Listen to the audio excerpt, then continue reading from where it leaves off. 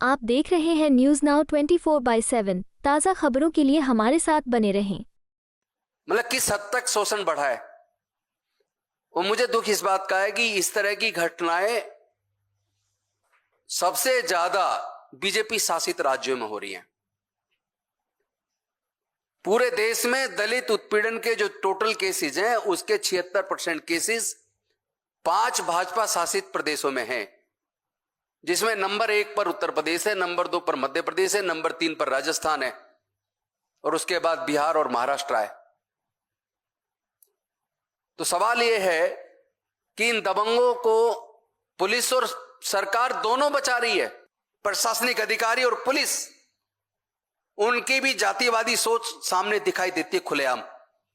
मुकदमा दर्ज करने में जातिवाद दिखाई देता, अफसरों में मुलजिम को गिरफ्तार करने में जातिवाद दिखाई देता है, और फिर 95% केसेस के अंदर अगर गिरफ्तारी कर ली, कोर्ट में जाते ही उनको या तो पुलिस ही थाने से जमानत दे रही है। खासतौर पर गुजरात में, मैं अभी गया था गुजरात, मुझे देख के बड़ा दुख हुआ और जान के हैरत हुआ कि इतने अच्छे कानून होने के बावजूद वहां पे पुलिस ही छोड़ देती है जमानत पे।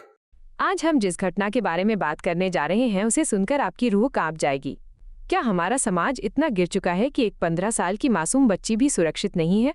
एक ऐसी खबर सामने आई है जिसने दिल्ली से लेकर पूरे देश को हिलाकर रख दिया है। एक मासूम के साथ कई दिनों तक गैंगरेप किया गया। मामला बेहद भयानक है।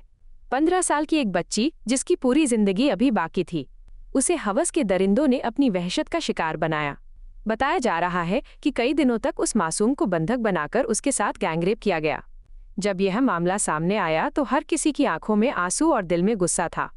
इस मामले में पूर्व मंत्री और वरिष्ठ नेता राजेंद्र पाल गौतम ने कड़ा रुख अपनाया है।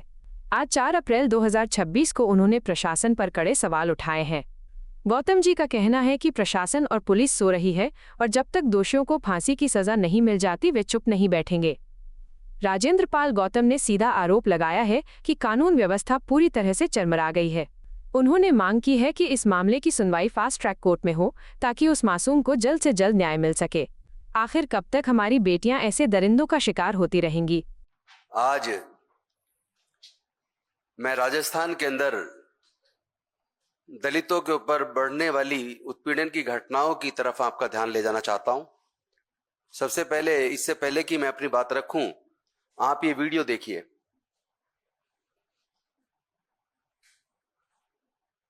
जाइए ना पे हॉस्पिटल क्यों रहा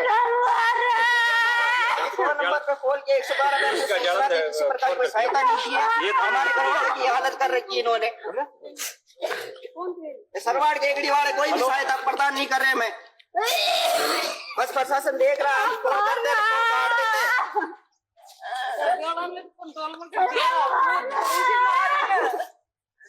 कार्ड मार 2 घंटे हो गए पे।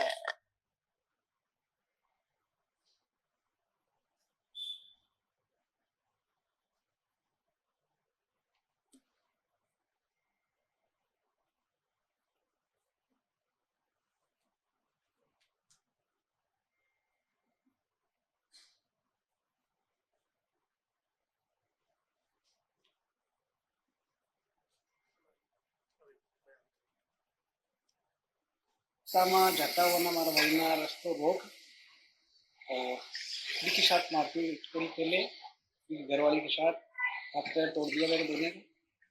फिर मैं गई बीच बचाव के लिए, देख मन मालूम पड़ गई तो मैं भी भाग रही हूँ। हमारी भी हालत भाई करी थी कि जो भाई के साथ हुई जो हालत हमारी हुई है। आगे अभी तक पुलिस प्रशासन को काम है को जो 0% है, छुट्टी आयोग मौका की रिपोर्ट बना ले दिया। मुलजिमन 151 में पाबंद किया है और दूसरे दिन सुबह पाचा फिर छोड़ दिया। आराम काम कर दिया, खुला बोल दिया, खुला धमकी दे दिया। गाँव में एक वो खतरनाक माहौल बना रखी है। तो घटना आज दिन तक की है कि प्रशासन अभी तक कोई कार्रवाई नहीं। तो मैं चाहूँगा भाई जितनी जल्दी वो जितनी कठोर ना सजा है बस सजा करवावा की कोशिश हमारी मांग है। और अगर प्रशासन ने ये 20-21 महीना का महीना मना हमारा परिवार ने क्यों परेशान करियो, प्रताड़ना दी। तीनों पुलिस भी देखती रही है 21 महीना का परिवार। तो मैं लास्ट अंतिम बात अभी थे वो पहली बार तो वही के घटना घटा दी होगी जो तो होगी। प्रशासन ने बख्श दे मगर मैं बख्श हमारी एक अंतिम चेतावनी है प्रशासन ने भी तो मैं न बख्शूंगा। अभी तक पुलिस ने आपके बयान लिए कि नहीं लिए? ना लिया, कोई बयान ना लिया। अभी तक घर पे बयान लेने नहीं आई? कोई ना ना मेडिकल रिपोर्ट ली आपकी? Medical report. अच्छा, आपका इलाज कहाँ कौन से हॉस्पिटल में चला है? साथियों, ये घटना क्यों घटी मैं उसका कारण बताता हूं। जुलाई 2024 में राजस्थान के अजमेर में एक 15 साल की बच्ची के साथ बलात्कार किया जाता है। जबरन उसको, वो डेयरी पे गई थी दूध लेने, उसको अंदर खींच लिया जाता है, उसके साथ बलात्कार किया जाता है। फिर बलात्कार करने वाले के दोस्तों ने अलग अलग दिन उस बच्ची के साथ बलात्कार किया और बच्ची की उम्र 15 साल थी। उस बच्ची ने उसको डरा दिया गया कि किसी को बताया तो तुम्हारे परिवार की हत्या कर दी जाएगी। उस डर में उसने किसी को नहीं बताया। वो बच्ची प्रेग्नेंट हो गई और उसने फिर इसकी जानकारी दी अपनी सिस्टर को। सिस्टर ने माँ बाप को बताया और उसको इलाज के लिए दिल्ली लेकर आए। दिल्ली में फिर उसकी 0 FIR दर्ज हुई और 0 FIR दर्ज होने के बाद उस FIR को अजमेर ट्रांसफर किया गया। तत्पश्चात अजमेर के अंदर उस बच्ची का मुकदमा दर्ज हुआ और मुकदमा दर्ज होने के लगभग 20 दिन बाद पुलिस ने प्रोसिक्यूट्रिक्स का 164 CRPC के तहत बयान दर्ज करवाया जज के सामने। लेकिन ये बड़े दुख की बात है, बड़ी पीड़ा के साथ मैं आपके साथ ये शेयर कर रहा हूं कि उसके बाद भी 8 महीने तक किसी को गिरफ्तार नहीं किया। 3 अपराधियों में से 1 को गिरफ्तार किया और 2 को बाद में थाने बुलाकर और उसके बाद 107, 151 में एक ब्रीच ऑफ पीस का एक पाबंदनामा करके उसको, उन दोनों को छोड़ दिया। जबकि जज के सामने प्रोसिक्यूट्रिक्स ने 164 के बयान में तीनों लोगों के खिलाफ बलात्कार, जबरन बलात्कार, डरा के बलात्कार करने का स्टेटमेंट जज के सामने दिया है और उसके बावजूद बाकी दोनों को पुलिस ने छोड़ दिया। और उसके बाद क्या हुआ कि जब कोर्ट में बयान देने का टाइम आया, 17 मार्च 2026 को ट्रायल के दौरान प्रोसिक्यूट्रिक्स को अपना बयान जज के सामने डिपोज कराना था, क्योंकि एक 164 का बयान जज के सामने पहले हो गया। लेकिन जब चार्जशीट दाखिल करती है पुलिस, चार्जशीट दाखिल करने के बाद चार्ज फ्रेम होता है। चार्ज फ्रेम होने के बाद फिर विटनेस एविडेंसेस शुरू होते हैं कोर्ट में, मैटर एविडेंस में लगता है।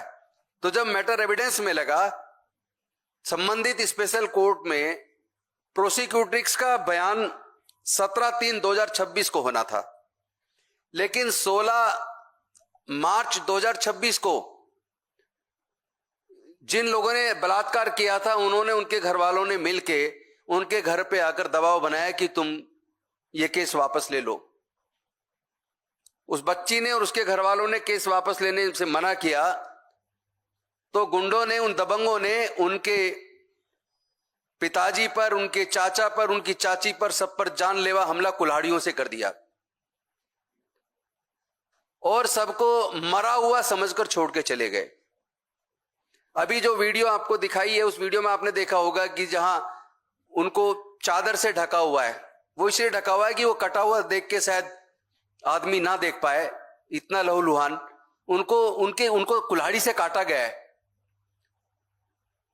लड़की के पिताजी को, लड़की के चाचा को, लड़की की चाची को, 3 लोगों को कुल्हाड़ियों से काटा गया और मरा हुआ समझकर छोड़ के चले गए।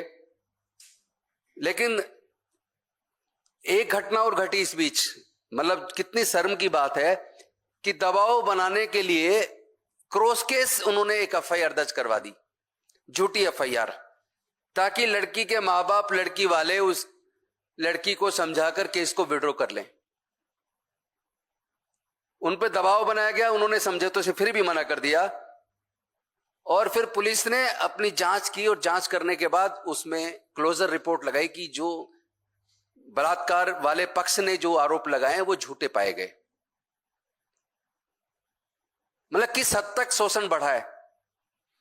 और मुझे दुख इस बात का है कि इस तरह की घटनाएं सबसे ज्यादा बीजेपी शासित राज्यों में हो रही हैं। पूरे देश में दलित उत्पीड़न के जो टोटल केसेस हैं उसके 76% केसेस 5 भाजपा शासित प्रदेशों में हैं, जिसमें नंबर 1 पर उत्तर प्रदेश है, नंबर 2 पर मध्य प्रदेश है, नंबर 3 पर राजस्थान है, और उसके बाद बिहार और महाराष्ट्र है। तो सवाल यह है कि इन दबंगों को पुलिस और सरकार दोनों बचा रही है। बलात्कार के केस में 164 के बयान दर्ज हो जाने के बावजूद आखिर पुलिस की इतनी हिम्मत कैसे होगी कि उसने बलात्कारियों को छोड़ दिया, केवल 1 को जेल भेजा और 2 को छोड़ दिया, और उस पर कोई कार्रवाई नहीं।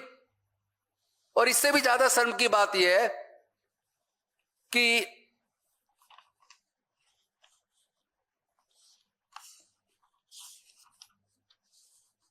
जो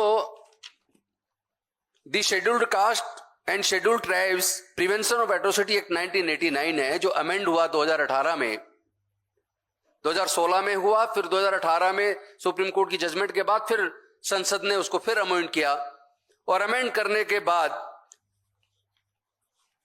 आप देखेंगे सेक्शन 3, इस एक्ट का सेक्शन 3 बोलता है punishment for offences atrocities whoever not being a member of a scheduled caste or a scheduled tribes, इसका क्लोज F कहता है wrongfully occupies or cultivates any land owned by the member of scheduled caste scheduled tribe। चूंकि इनको इनकी फसल भी नहीं काटने दी, इनकी फसल को भी वो जो जिन्होंने बलात्कार किया वो और उनके घर वाले काट के ले गए। तो सेक्शन 3 के क्लोज 1 के F में भी मुकदमा बनता है, जो नहीं बनाया गया। और पी के अंदर section 3(1) sub clause p institutes false malicious और वेक्सियस सूट और क्रिमिनल और other legal proceedings against a member of scheduled caste scheduled tribes. चूंकि उसको समझौते का दबाव बनाने के लिए उनके खिलाफ झूठा मुकदमा भी बनाया, जिसमें बाद में क्लोजर रिपोर्ट पुलिस ने लगाई, तो सेक्शन पी में भी मुकदमा बनता है, जो पुलिस ने नहीं लगाया। इसी के अंदर क्यू है गिव्स एनी फॉल्स और frivolous information to any public servant and thereby causes such public servant to use his lawful power to the injury or annoyance of a member of scheduled caste scheduled tribes। इसमें मुकदमा बनता है। और इसके close 2 में section 3 close 2 के I के अंदर 1 के अंदर gives or fabricates false evidence intending thereby to cause or knowing it to be likely that he will thereby cause any member of a scheduled caste scheduled tribe to be convicted, यानी कोई case ऐसा बना देना जिससे उसको सजा हो सके, उसके ऊपर भी मुकदमा बनता है। और इसके साथ साथ एक मजे की बात, 2016 में जो अमेंडमेंट आया, जिस अमेंडमेंट को लेके यूपीए की सरकार लाई थी, जिसके लिए सोनिया गांधी जी पूरे सदन में बैठ गई थी, जब तक पास नहीं होगा मैं नहीं जाऊंगी, और वो 2016 में अमेंडमेंट आया जिसमें सेक्शन 4 ऐड किया गया। सेक्शन 4 कहता है punishment for neglect of duties, यानी ये बोलता है उन अधिकारियों के बारे में जिन अधिकारियों को एट्रोसिटी एक्ट में मुकदमा दर्ज करने के लिए कंप्लेंट दी जाती है, कंप्लेंट देने के बाद भी अगर पुलिस के अधिकारी या डीएम या जो भी अधिकारी उच्च अधिकारी जिनको कंप्लेंट दी जाती है कार्रवाई करने के लिए, अगर वो कार्रवाई नहीं करते हैं तो कार्रवाई ना करने पर अपनी ड्यूटी विलफुल लॉफुल ड्यूटीज को निगलेक्ट करने का मुकदमा उन अधिकारियों के खिलाफ सेक्शन 4 में बनता है, जिनको 6 महीने से लेकर 1 साल तक की सजा हो सकती है। तो चूंकि उन्होंने बलात्कार करने वाले एक के बाद बाकी 2 को गिरफ्तार नहीं किया, एक तरीके से उनको केस से निकाल दिया, उसमें सेक्शन 4 में उन पुलिस के अधिकारियों के खिलाफ भी कंप्लेंट बनती है। जब प्रोसिक्यूटिव्स के वकील जो हमारे साथ हैं, जब ये लोग एसपी से मिले, एसपी ने एडिशनल एसपी से पूछा तो उसने झूठी इंफॉर्मेशन दे दी जी, सबको गिरफ्तार कर लिया। तो यहां इस पे भी मुकदमा बनता है कि अगर कोई अधिकारी ऊपर के अधिकारी को झूठी इंफॉर्मेशन देता है, उसके खिलाफ भी मुकदमा दर्ज होना चाहिए। उसमें भी अभी तक कोई मुकदमा दर्ज नहीं हुआ। और इसके साथ साथ सेक्शन 15A जो बेहद महत्वपूर्ण है, rights of victims and witnesses, यानी जिसके साथ एट्रोसिटी हुई है उसको प्रोटेक्शन देने की जिम्मेदारी सरकार की है, ताकि वो बिना डरे कोर्ट में जाके अपना बयान दर्ज करा पाए। अब चूंकि उसका बयान 17/3/2026 को दर्ज होना था, लेकिन उसको कोई शासन ने, पुलिस ने कोई पुलिस प्रोटेक्शन नहीं दी हुई थी और आज तक भी नहीं दी है। शर्म की बात तो यह, जहां जानलेवा हमला हुआ, 3 लोग को कुल्हाड़ियों से काट दिया, उसके बाद भी प्रोसिक्यूटिव्स को और उसके घर वालों को अभी तक भी राजस्थान की सरकार ने, अजमेर की पुलिस ने कोई पुलिस प्रोटेक्शन नहीं दिया है। जबकि सेक्शन 15A, यानी अगर 15A में आप सुरक्षा नहीं दे रहे हो तो यह भी उल्लंघन है। इसमें भी फिर उन अधिकारियों के खिलाफ मुकदमा बनता है एट्रोसिटी एक्ट में। यह सेक्शन कहता है 15A, rights of victims and witnesses, it shall be the duty and responsibility of the state to make arrangements for the protection of victims, their dependents and witnesses against any kind of intimidation or coercion or inducement or violence or threat of violence। अगर इस 15A को के इस कानून को वहां की सरकार ने, वहां की पुलिस ने इसको अगर लागू किया होता और विटनेसेस को प्रोटेक्शन दी होती, तो शायद जिनको जानलेवा हमला करके जिनके हाथ पैर काट दिए कुल्हाड़ी से, शायद उनको बचाया जा सकता था, उन पे वो हमला ना होता। तो सवाल यह कि आखिर ये माइंडसेट कब तक चलेगा और ये बीजेपी शासित राज्यों में क्यों ज्यादा है, इसका जवाब देना चाहिए। मैं आज आपके साथ इस वार्तालाप के माध्यम से राजस्थान की सरकार से निवेदन करता हूं कि एक तो प्रोसिक्यूटिव्स को, उसके घर वालों को तुरंत सुरक्षा मुहैया कराई जाए, उनको जो कॉम्पेंसेशन एक्ट के तहत मिलना चाहिए वो कॉम्पेंसेशन तुरंत दिया जाए। इसके साथ साथ जिन पुलिस अधिकारियों ने कानून की अवहेलना की है, प्रोटेक्शन उनको नहीं दिया विटनेसेस को, या जिन पुलिस अधिकारियों ने मुलजिमों को गिरफ्तार करने के बजाय उनको खुला छोड़ दिया, उन्होंने खुद इस एट्रोसिटी एक्ट का वायलेशन किया है, उनके खिलाफ सेक्शन 4 में मुकदमा दर्ज करके उनको भी गिरफ्तार किया जाए, उनको सजा दी जानी चाहिए। और मैं आज आपके सबके सामने आदरणीय राहुल गांधी जी को भी धन्यवाद करना चाहूंगा, क्योंकि जब ये एक्ट, एट्रोसिटी एक्ट को डाइल्यूट करने की कोशिश हुई तो 2 अप्रैल 2018 को पूरे देश के अंदर अनुसूचित जाति जनजाति के युवाओं ने इस एक्ट को बचाने के लिए शांतिपूर्वक तरीके से प्रदर्शन किया था, भारत बंद किया था। और उस भारत बंद के दौरान दबंगों ने पुलिस के साथ मिलकर SC ST के बच्चों पर गोलियां चलाई, जिसमें 14 SC ST के जवान बच्चे मारे गए और अनेकों घायल हुए। लाखों के खिलाफ सरकारों ने मुकदमे दर्ज किए, दलितों के खिलाफ, आदिवासियों के खिलाफ। लाखों बच्चे कोर्ट में तारीखें भुगत रहे हैं, वो कोई अपराधी नहीं है, उन्होंने कानून को बचाने के लिए आंदोलन किया था। तो मैं ऐसे मौके पर आदरणीय राहुल गांधी जी का धन्यवाद करूंगा। उन्होंने प्रधानमंत्री जी को ये चिट्ठी लिखी 1 अप्रैल को, और 2 अप्रैल को शायद उन्होंने मेल किया और ट्वीट भी किया 2 अप्रैल को, जिसमें उन्होंने आदरणीय नरेंद्र मोदी जी से निवेदन किया है कि ये बच्चों के भविष्य का सवाल है, ये अपराधी नहीं है। इन लोगों ने इस कानून को बचाने के लिए आंदोलन किया था, शांतिपूर्वक आंदोलन था, इनके खिलाफ मुकदमे वापस होने चाहिए। और जब भारत में नेताओं के खिलाफ मुकदमे वापस हो सकते हैं, आपको सबको पता होगा, याद होगा, योगी आदित्यनाथ जी के खिलाफ कितने सारे केसेस थे, मुख्यमंत्री बनने के बाद उन्होंने अपने सारे केस वापस ले लिए। तो अगर नेताओं के केस वापस हो सकते हैं तो SC ST prevention of atrocities act के अंदर इस एक्ट को बचाने के लिए आंदोलन करने वाले युवाओं के खिलाफ भी मुकदमे वापस होने चाहिए। और सरकार को प्रोएक्टिवली एट्रोसिटी एक्ट को इंप्लीमेंट करने में ईमानदारी दिखानी चाहिए।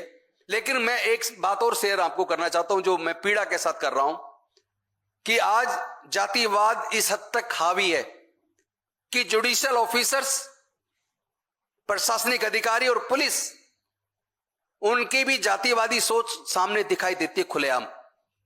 मुकदमा दर्ज करने में जातिवाद दिखाई देता अफसरों में, मुलजिम को गिरफ्तार करने में जातिवाद दिखाई देता है, और फिर 95% केसेस के अंदर अगर गिरफ्तारी कर ली, कोर्ट में जाते ही उनको या तो पुलिस ही थाने से जमानत दे रही है। खासतौर पर गुजरात में, मैं अभी गया था गुजरात, मुझे देख के बड़ा दुख हुआ और जान के हैरत हुआ कि इतने अच्छे कानून होने के बावजूद वहां पे पुलिस ही छोड़ देती है जमानत पे, जबकि पुलिस को कानून में जमानत देने का अधिकार ही नहीं है।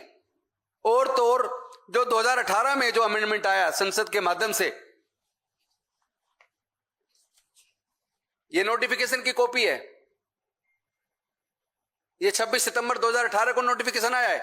इसके अंदर खुद सेक्शन 18 अमेंड किया गया और सेक्शन 18 में कहा गया है preliminary inquiry shall not be required for registration of FIR.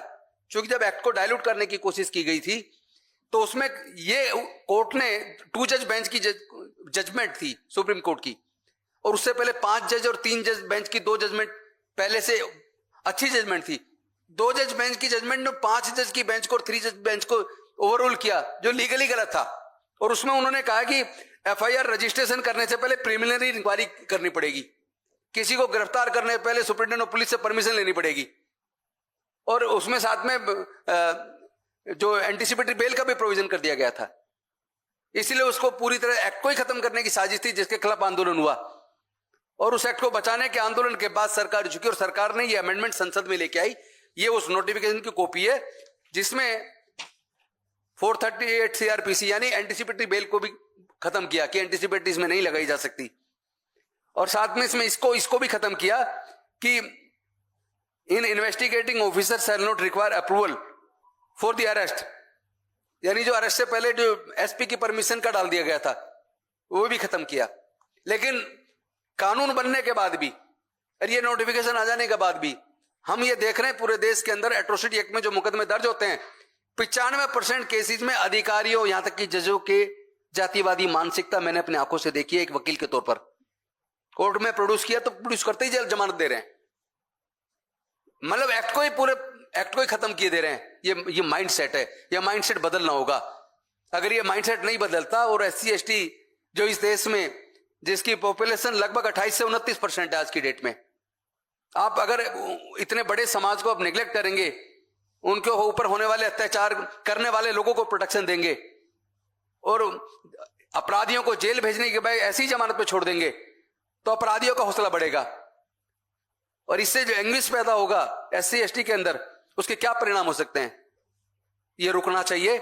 मैं ऐसी शासन से मांग करता हूं और सरकार से भी निवेदन करता हूं कि इस तरह के केसेस को गंभीरता से लें और अपराधियों के खिलाफ सख्त कार्रवाई होनी चाहिए। Thank you very much. आपको यह वीडियो पसंद आया हो तो इसे लाइक करें, हमारे चैनल को सब्सक्राइब करें।